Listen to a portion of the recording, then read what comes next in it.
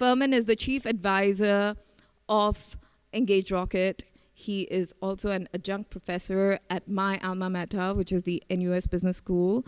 And he's a top HR influencer, so we're very honored to have him here this afternoon. I really appreciate being here and being able to share some ideas on some of the stuff I do and some of the things that I think are important from an HR point of view.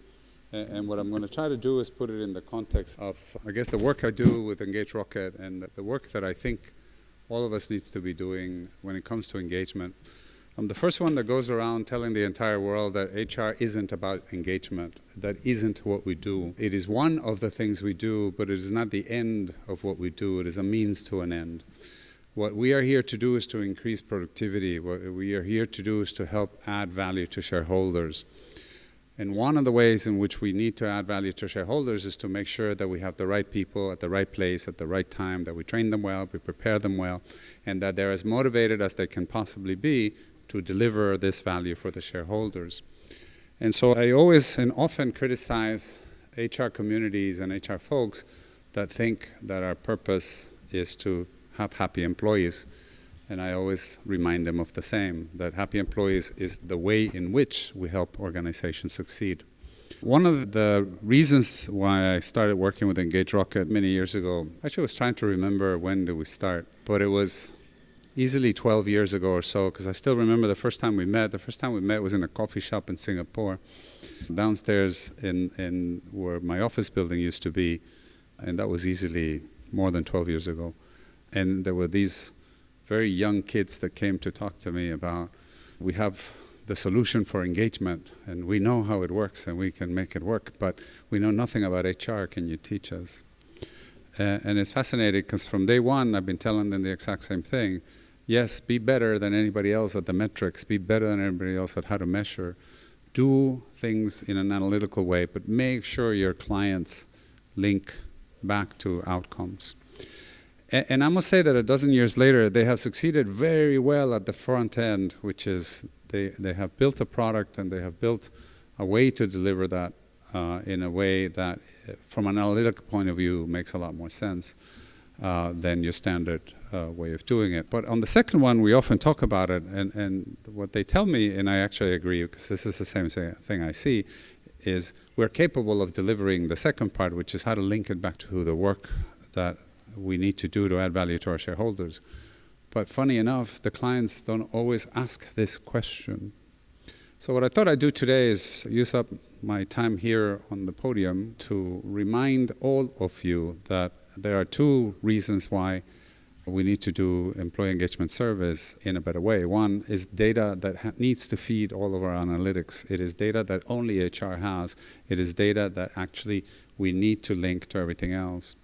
But the second reason really is that we need to link it back to the shareholders. And I'm going to say that in a way that perhaps is less intuitive to you. But when I talk to business leaders, when I talk to CEOs, when I talk to people that head the line, and actually, even when I was an HR professional, I used to spend a lot more time talking to line people than I did talking to other HR people, which didn't make me very popular with the HR community, but it made me very popular with the line. And one of the things the line always told me is that they didn't understand how come HR always wanted them to do HR's job, but HR wasn't always willing to help them do their own job. And this is how it translates. This is exactly the way the line sees it. The way the line sees it is they have KPIs. Their KPIs are something to do with revenue, profit, or customers. That is what they are there to do. We have KPIs, and our KPIs include, among other things, improve engagement and reduce attrition. But somehow we go to the line and we tell them, oh, yes, but you have to increase engagement and you have to reduce attrition. Now, when they hear this, what they are hearing is HR wants me to do their job. So then they come back to HR and they said, okay, good. Can you help me with my revenue and my profit and my customer satisfaction? And HR goes, oh, no, that's also your job. And this is where we fail. I think we fail a lot of people. And this is what I think what I've been trying to build or help the EngageRocket team build into what they're doing, and why I'm excited that Jai also gets the same point, that we are not just here to provide recognition to make people happy. We are here to provide recognition because it helps to build shareholder value. It helps to build stickiness with clients. It helps to build better customer satisfaction. This is what we are all here to do. With that being said, now that I have spent a whole lot of preamble on that, I wanted to show you a little bit of how this actually works from the point of view of the things that at EngageRocket is able to provide. One of the things that I think is super interesting, and by the way, the analytics team at EngageRocket, Yvonne, is fantastic. She's also a professor, and we spend lots of time talking esoteric stuff to each other, and it's quite fun. But the esoteric stuff that we end up talking to each other, what is really fun about it is that we're able to translate it back into things like this. Now, there is some science behind what you see here is p-values. Now, some of you may remember roughly some idea what a p-value was in your statistics class. Does anybody even remember what a p-value stands for? No? It's okay. If you don't remember, it's all right. No, actually it's not. The p-value is the probability that you got this by mistake. Or the statisticians would say the probability that you got this outcome by pure chance. That is what it means. So what we work with in HR and in statistics in general is we never work in certainties. We only work with probabilities. So what we really want to figure out is what causes, in this case, attrition. And what we want to know is what variables cause attrition in a way that we can feel fairly sure that these are the ones that we really need to worry about. Because if we were to list down all the possibilities that cause attrition, we can come up with a list of at least 20 things. But of those 20, which are the ones in your company that actually make any sense?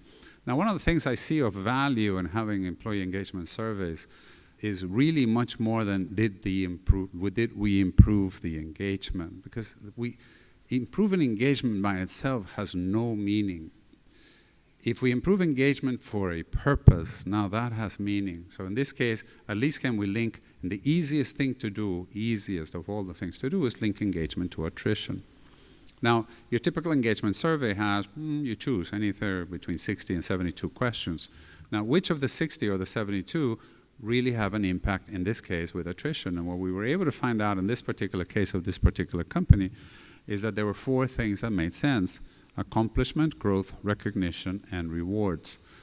And only those 4 made sense for this particular company, which makes it then very easy to start a program rather than doing what we normally do with employee engagement, which is giving it back to the line manager and say, okay, now what are you going to do to improve the engagement? Because that isn't mainly what we want to do. What makes a lot more sense when we do this is you can get specific about what is that we're going to try to improve through the improvement in engagement. In this particular case, by knowing that these are the 4 things that you need to focus on to improve a specific area, in this case attrition, you can focus your resources, your time, your energy, even the messaging that you provide to the line in terms of what is it exactly that needs to improve. What you'll find here, for instance, is that some of the things that need to happen, recognition and rewards, may come partly from the line, but may come partly from HR policy. And then this makes it a lot more interesting because no longer is it the case that now it's the line trying to figure out how we're going to improve engagement, which is still what we normally do. And it becomes more of a collaboration between the line and HR of how we're going to do things. By the way, for those of you that don't remember what p-values mean, what we're trying to say is that the p-value needs to be less than 0.05. What that basically means is that there's only a 5% chance that you got this result by pure luck. So 95% sure, in this case, that growth and recognition and accomplishment and rewards are the drivers of attrition. It may be, however, that when you look at the data in more detail, that you will find differences, that maybe in this department, what makes sense is accomplishment, growth, and rewards, but for the other department, it may not be any of the 4 that we saw earlier. It may be that it's maybe communications. So as you get deeper into the data, your ability to understand the drivers of whatever it is you're interested in then become much more apparent. One of the things that, for instance, you can do if you do proper analytics on your engagement data is calculate, for instance, the ROE of wellness programs. What we have here is a scatter plot that basically connects to see how this relationship plays out. And if you run the regression, The regression would then tell you that there is a positive relationship. It is not a perfect relationship. In fact, the correlation may not be more than, say, 0.2 or 0.3. You probably can't see it, but it says 0.24. But it does mean that there is a positive correlation. The engagement does improve through wellness. It also means that wellness is not the only thing that drives engagement. It means that there are other things that drive engagement, which is what you would expect. But what you really want to know is, if I keep investing in wellness, will it make a difference? The answer to that is yes. It makes about a quarter of a difference. It doesn't make a whole difference. So you probably need more variables, but at least you know that this one is contributing in the direction that you want it. And the reason this is important is because then you can go to senior management and say, I need another $1 million dirhams or $1 million, depending on where you're from, to invest in wellness. And this is the reason why I need it, because I know that wellness is related to engagement. I know engagement is related to attrition. So I can make direct linkages between what we are asking for money for and what they want to see as the payoff. Where is that ROI? In this particular case, they had 5 wellness initiatives, 4 of which actually showed that they could improve engagement. 1 did not. So the 5th one, in this particular case, that didn't show a positive improvement is the no email weekends. That apparently had no impact. Now, you can then make assumptions. Is it because people were not reading emails on the weekends to begin with? Or it's just nobody sending emails on weekends? Yeah, you can probably make some sort of assumption as to why this particular policy didn't make enough sense. So just having the policy, not enough. But some of the other ones, like the wellness app, or no meeting Thursdays, or having 1 week block of annual leave, that's my favorite, by the way. I've implemented this in all of the organizations I've ever worked with. That people must take at least 9 continuous days off. That is, starting on the Saturday until the following Monday. Absolutely. This one is a little harder to read, but I just wanted to show you the kinds of analytics that you should be doing on your own data, or at least if this is what we try to do from the EngageRocket point of view. The kinds of things that I help them build is this type of analytics that they can provide to clients. And basically what we want to see here is what are the things that promote and what are the things that disengage. Now, we do this with multiple regressions. You don't have to get into the statistics behind it. But what we are trying to help you understand is what are the things that add and what are the things that subtract to whatever it is you're trying to do. By doing this type of analysis, you can also see where to prioritize and where to de-emphasize. What I particularly like about doing this type of analysis is the insights that you get.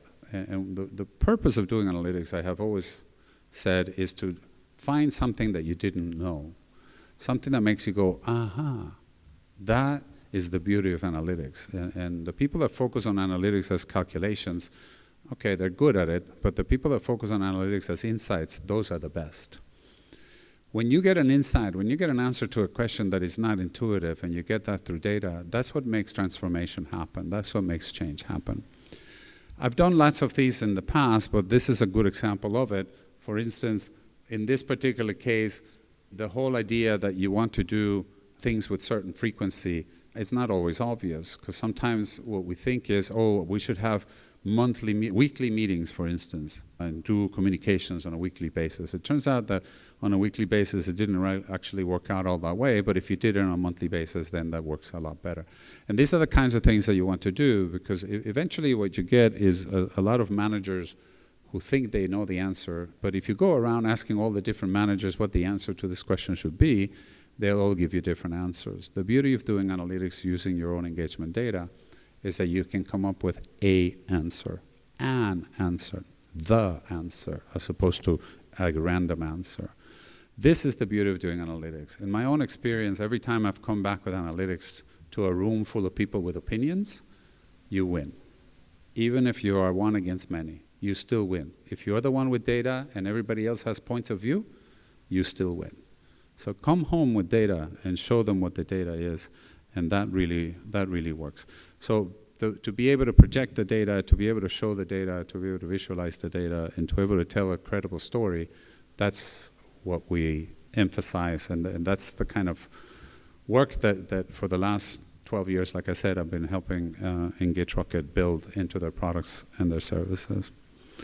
Now, I also wanted to spend a little bit of time doing something a little bit more fun, because this is the latest thing that the team at EngageRocket is able to do, which is how to use analytics in the context of Gen AI.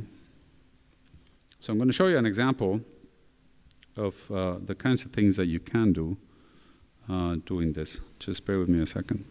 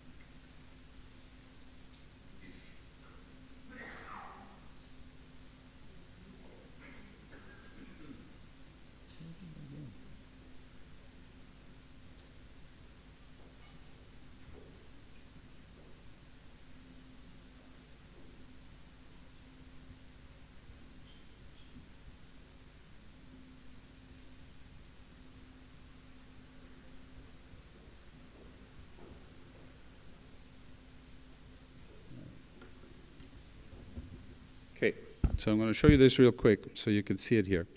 What I did, and this is the type of analysis that the folks at EngageRocket are now beginning to do for clients using the same idea, is to start looking at data in a different way. Now, one of the things that happens when we do engagements, typically in any of our organizations, is that we only link engagement to engagement, and we only follow how engagement progressed from one year to the next. As I showed you earlier in the other examples, if you start linking it to other things, and in this case we linked it to wellness and we linked it to attrition, then that's also interesting. But that's still data that HR has that can link to other data HR has. What's really interesting is if you start linking your HR data, in this case engagement data, to business data. And remember I started by saying that the business usually doesn't understand how come we are asking them to do our job, but we are not helping them do their job. So one of the ways that we can help them do their job is to start linking the engagement data to their job. And their job is sales, their job is customer satisfaction, their job is things like that. So one of the things that's actually fun to do is to start using your employee engagement survey data and linking it to, say, things like sales outcomes. You would expect, for instance, that there should be a direct correlation between higher engagement and higher sales outcomes. But is it really? Now, one of the fun things of being able to do this by using analytic engines is to do this type of analysis and to come back with this type of answer to the question of how can it work. So basically what you can do, and I won't show you the full detail, but basically what you can do is provide this sort of analysis by just providing the data into ChatGPT, and I'm trying to find here what the answers it gave me. There it is. The answers it gave me, because what you'll see is that there is a small but visible correlation in the positive between engagement and sales. Now, it is enough to help drive sales, and it is enough for us to then say you should continue to invest in engagement because it helps with your results. Now, you can do a lot more analysis than this and try to come up with different shapes and different ways to do it. If you actually look at how this is organized, you can probably say maybe it's improving in the beginning and then after a while it goes flat, in which case you would probably want to say what we really need to emphasize is those that are way below in their engagement. How are we going to move that needle? So instead of just thinking in terms of what we normally think, which is the average engagement score for the department, what we need to start to think about is how do we address the people who are lower in their engagement score and focus our attention just on those. Another way that you can do things like this is, for instance, to try to correlate your employee engagement data to, say, your customer satisfaction data. We worked on another case in a retail department store where we were able to do that. They already had a whole study on customer satisfaction based on sales per square foot on their retail operation. So they could calculate if they can improve customer satisfaction, what impact that would have on sales. So the way we went about it is, can we then link employee engagement to the customer satisfaction data that they had?